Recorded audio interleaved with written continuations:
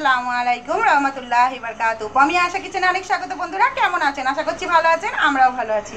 তো বন্ধুরা আজকে বানিয়েছি আলু দিয়ে স্যান্ডউইচ, সঙ্গে আছে চিজ, সঙ্গে যদি সস থাকে জমে যাবে খাওয়াটা। বড় থেকে বাচ্চা সকলেই খুব পছন্দ করে এই স্যান্ডউইচটা। বানিয়ে দেখবেন, আশা করছি আপনাদের ভালো লাগবে। প্রথম থেকে শেষ অবধি ভিডিওটা দেখার বন্ধুরা অনুরোধ রইল।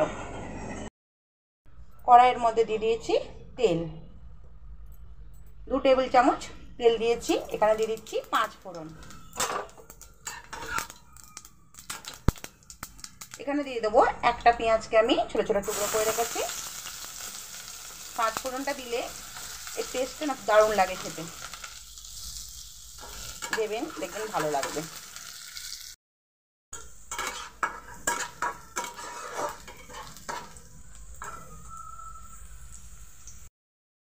ভাজা হয়েছে, এই পর্যায়ে আমি দিয়ে দেবো আদা রসুনের পেস্ট, অল্প করে দিয়েছি। এবার একে একে আমি সমস্ত মশলা অ্যাড করব।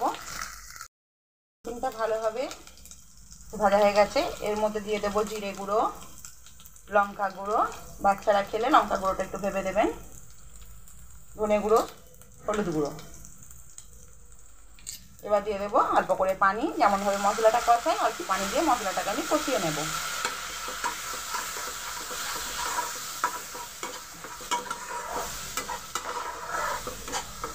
মশলাটা কষিয়ে নেব। এখানে নিয়ে নিয়েছি আলু।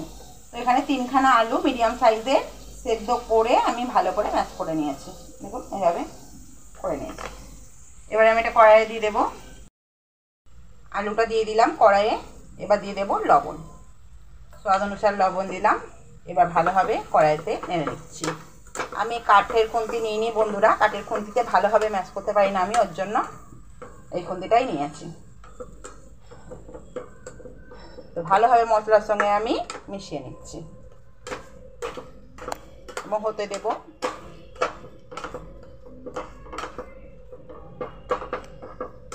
এবং ভালোভাবে মেখে নিয়েছি। এর মধ্যে দিয়ে দেব ভাজা জিরে, অল্প করে দিলে ভালো সেন্ট হয়। এবং দিয়ে দেবো ধনে পাতা কুচি। ভালোভাবে মিশিয়ে নেব এবং এটা আমি কিছুক্ষণ হতে দেব। এখনই নামিয়ে নেব না ধনে পাতা দিয়ে।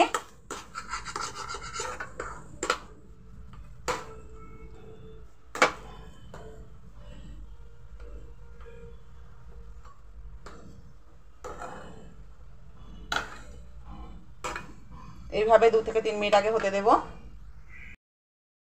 এখানে আমি 5 মিনিট হতে দিয়েছি। এবার করে দেবো গ্যাসটা বন্ধ। এবার একটু ঠান্ডা করে নেব। এখানে ব্রেড নিয়ে নিয়েছি, এখানে নিয়ে নিয়েছি চিজ, স্লাইস চিজগুলো নিয়েছি। ব্রেডের ওপরে দিয়ে দেব আলুর পেস্টটা।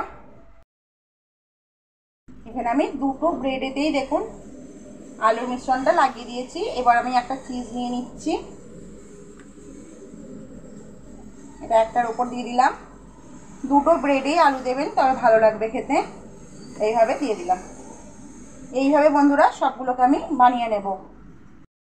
এখানে 4টেই সেম প্রসেসে বানিয়ে নিয়েছি। 2টো করে ব্রেডেতেই আমি লাগিয়ে দিয়েছি। এই দেখুন, আমি তাওয়াতে দিয়ে দিয়েছি তেল, এখানে বাটার দিইনি আমি।